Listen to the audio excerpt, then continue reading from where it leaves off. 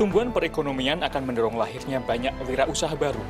Demikian pula sebaliknya, banyaknya wirausaha baru dapat menggerakkan pertumbuhan perekonomian menjadi semakin tinggi.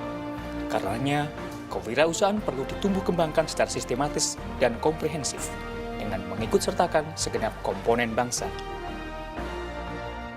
Dalam rangka mempercepat pertumbuhan industri kecil dan menengah di seluruh Indonesia, Ditjen IKM Kementerian Perindustrian Republik Indonesia berupaya untuk mempersiapkan tenaga penyuluh lapangan sebagai calon wirausahawan dan pembina IKM melalui program beasiswa pada unit pendidikan di lingkungan Kementerian Perindustrian.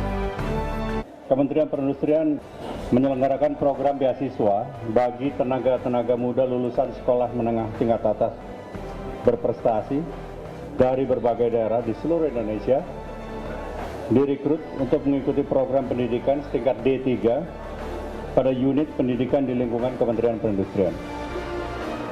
Setelah selesai menjalani pendidikan, para alumni ditempatkan sebagai tenaga penyuluh lapangan industri kecil menengah atau TPL-IKM dengan sistem kontrak kerja selama 2 tahun di seluruh provinsi, kabupaten kota.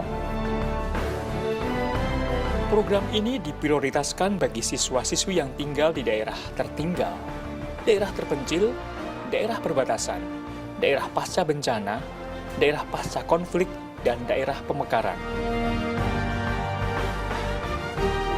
Para TPL IKM didorong untuk menjadikan wirausaha sebagai gaya hidup untuk menciptakan lapangan kerja dan pangsa pasar baru melalui produk inovatif. Untuk itu perlu ditingkatkan disiplin dan etos kerja, serta produktivitas dengan selalu meningkatkan kemampuan maupun keterampilan. Para TPL IKM merupakan garda terdepan sekaligus ujung tombak untuk pembinaan dan pengembangan IKM.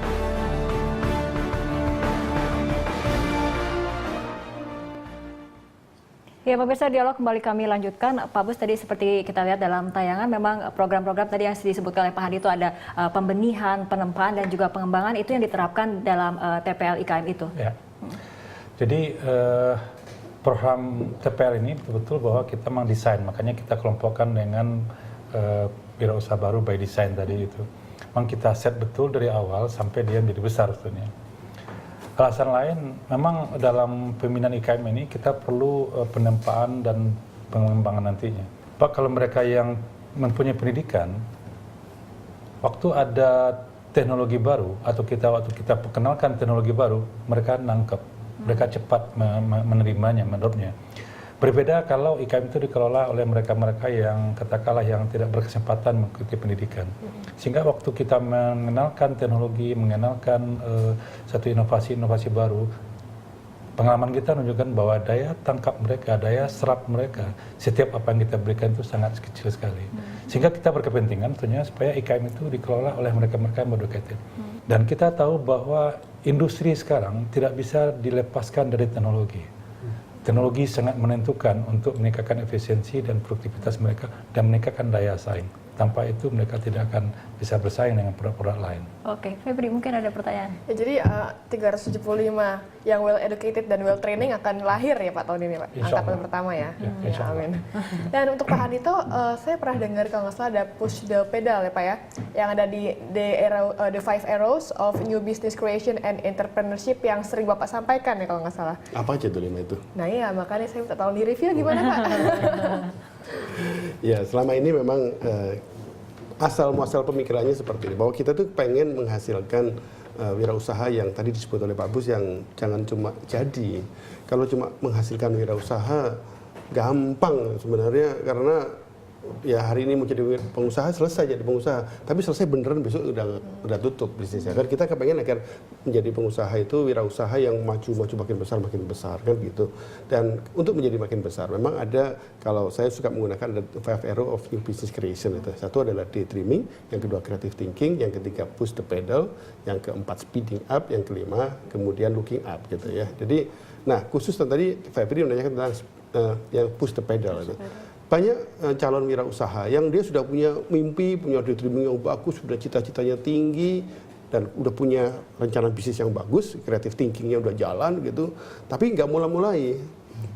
yaitu wacana jadi wirausaha itu kan karena ya kan gitu.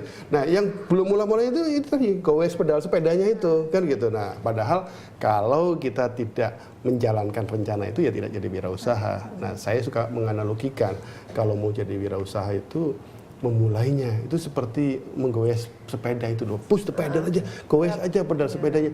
Jadi wirausaha aja kok susah amat gitu, gampang Jadi itu menjadi asal. tantangan tersendiri ya Pak Handito mengubah mindset seperti itu. Dan memang tarikan tanda petik penyakit terbesar ada di situ. Jadi kalau dalam pengalaman selama ini dengan Pak Bus kita keliling ke seluruh Indonesia begitu, banyak sekali anak-anak muda kita itu yang kepengen jadi wirausaha, banyak sekali. Sudah punya rencana bisnis tapi tidak mulai-mulai. Nah, memulai ini Takut. nah, ya, tapi ini perlu dukungan pemerintah karena wirausaha itu yang baru-baru itu kan mereka punya banyak keterbatasan. Nah, ini dukungan pemerintah itu yang dibutuhkan. Yang apa saja yang kira-kira yang bisa diberikan Pak kalau di IKM itu Pak untuk membuat supaya benar-benar sepeda ini goes gitu. Pertama, kita bekali dengan pendidikan, kemudian yang keterampilan tertentu. Setelah dia memilih jenis usahanya, kita berikan keterampilan teknis di jenis usaha itu. Katakanlah kalau dia mengambil bisnis di bidang sepatu, nah tentu dia perlu mendalami teknik pembuatan sepatu, teknik ilmu tentang perkulitan, dan teknik-teknik pembuatan sepatu mulai dari standar-standar segala macamnya itu. Nah, setelah itu mereka harus memulainya. Nah, untuk memulai seringkali, tadi saya juga cerita sama Pak Dito, pada IKM kan perlu ada pemula itu ada modal awal gitu. Nah, seringkali saya melihat bahwa ada kecenderungan yang orang tuanya mau mendukung dari segi permodalan cepat jadinya. Dan biasanya itu kalau orang tuanya sudah entrepreneur juga, sehingga nggak ragu minjamin. Tapi kalau bapaknya PNS seperti saya, ragu-ragu tuh minjamin. Tapi kembali nggak duit gue gitu. Permodalan menjadi salah satu tantangan juga ya Pak ya? Sehingga artinya yang saya katakan bahwa startup capital itu sangat diperlukan bagi untuk seorang entrepreneur baru itu tadi itu. Nah, kita di Kementerian Perindustrian yang baru bisa kita lakukan adalah membantu peralatan. Karena kalau masalah permodalan itu memang domainnya perbankan.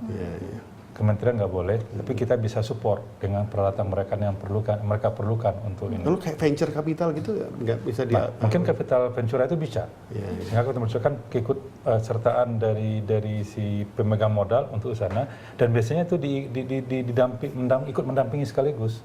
Katakan dia di bidang perkulitan, dia akan kirim tenaga ahli kulit di sana, samping ngasih modal, tapi diikuti dengan pendampingan tenaga ahli kulit, sehingga sangat membantu sekali. Oke, Pak Bus, Pak Handito, dan Febri seperti biasa kita harus tahan dulu perbincangan, kita ikuti jeda berikut.